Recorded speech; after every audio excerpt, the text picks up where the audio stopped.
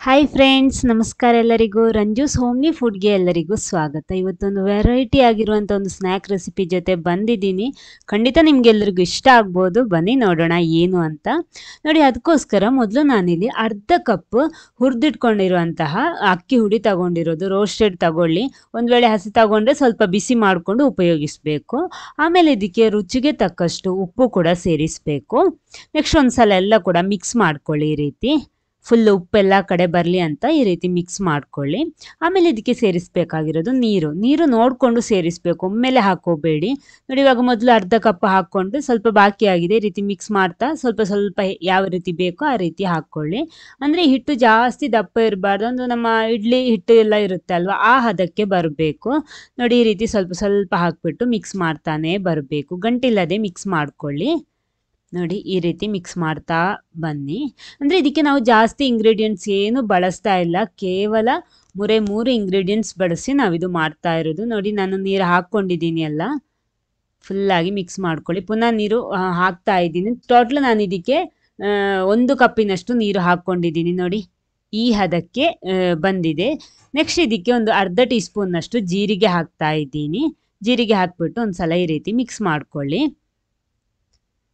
ಆಮೇಲೆ ಇದಕ್ಕೆ ಬೇಕಾಗಿರೋದು ಆಲೂಗಡ್ಡೆ. ನಾನಿಲ್ಲಿ ಬೇಯಿಸಿರುವಂಥ ಆಲೂಗಡ್ಡೆ, ನೋಡಿ, ಒಂದು ಸ್ವಲ್ಪ ದೊಡ್ಡ ಗಾತ್ರದ ಆಲೂಗಡ್ಡೆ ಚೆನ್ನಾಗಿ ಬೇಯಿಸಿ ನಾನಿಲ್ಲಿ ತಗೊಂಡಿರೋದು. ಅದನ್ನು ಮಿಕ್ಸಿ ಜಾರಲ್ಲಿ ಹಾಕ್ಬಿಟ್ಟು ಅದಕ್ಕೆ ನೋಡಿ ಇದೇ ಹಿಟ್ಟು ಉಪಯೋಗಿಸಿ ರುಬ್ತಾ ಇದ್ದೀನಿ. ಬೇರೆ ನೀರು ಹಾಕ್ಬಿಟ್ರೆ ಅದು ಹಿಟ್ಟು ತೆಳು ಆಗಿಬಿಡುತ್ತೆ. ಆದ ಕಾರಣ ನಾನು ಅದೇ ಹಿಟ್ಟು ಉಪಯೋಗಿಸಿ ಇದನ್ನು ನುಣ್ಣಗೆ ರುಬ್ಬಿ ತರ್ತೀನಿ.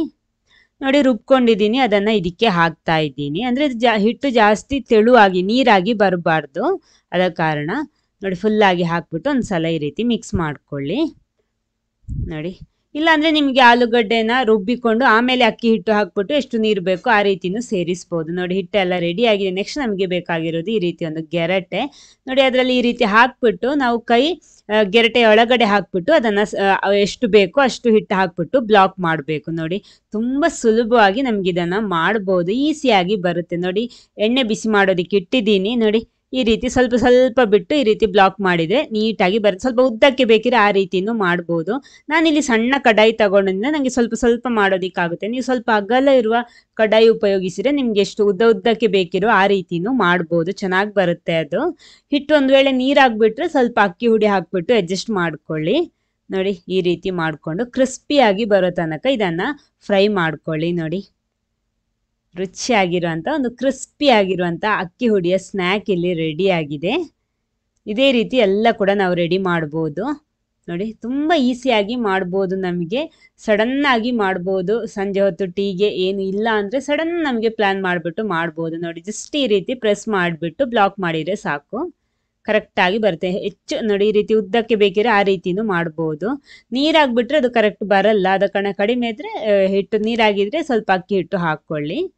ಇದೇ ರೀತಿ ಎಲ್ಲ ಕೂಡ ರೆಡಿ ಮಾಡ್ತೀನಿ. ನೋಡಿ, ರುಚಿಯಾಗಿರುವಂಥ ಒಂದು ಸ್ನ್ಯಾಕ್ ಇಲ್ಲಿ ರೆಡಿ ಆಗಿದೆ. ನೋಡಿ, ಎಲ್ಲ ಕೂಡ ರೆಡಿ ಮಾಡಿಟ್ಕೊಂಡಿದ್ದೀನಿ. ಬಿಸಿ ಬಿಸಿಯಾಗಿ ಸರ್ವ್ ಮಾಡಿದರೆ ಸೂಪರ್ ಆಗಿರುತ್ತೆ. ಈ ವಿಡಿಯೋ ನಿಮಗೆ ಇಷ್ಟ ಆದರೆ ಒಂದು ಲೈಕ್ ಕೊಟ್ಬಿಟ್ಟು ಎಲ್ಲರ ಜೊತೆ ಶೇರ್ ಮಾಡೋದಕ್ಕೆ ಮಾತ್ರ ಮರಿಬೇಡಿ. ಆಮೇಲೆ ನೀವು ಫಸ್ಟ್ ಟೈಮ್ ಚಾನಲ್ ನೋಡೋರಾಗಿದ್ದರೆ ಚಾನಲ್ಲು ಸಬ್ಸ್ಕ್ರೈಬ್ ಮಾಡಿ, ಸಪೋರ್ಟ್ ಮಾಡಿ. ಅದರ ಪಕ್ಕದಲ್ಲಿರುವ ಬೆಲ್ ಐಕನ್ನು ಪ್ರೆಸ್ ಮಾಡಬೇಕು. ಅದರಲ್ಲಿ ಬರುವ ಆಲ್ ಆಪ್ಷನಿಗೂ ಕ್ಲಿಕ್ ಮಾಡಿ. ಒಂದು ವೇಳೆ ನೀವು ಫೇಸ್ಬುಕ್ ಪೇಜಲ್ಲಿ ವಿಡಿಯೋ ನೋಡ್ತಿದ್ರೆ ಪೇಜ್ ಫಾಲೋ ಮಾಡೋದಕ್ಕೂ ಮರಿಬೇಡಿ. Okay, thank you.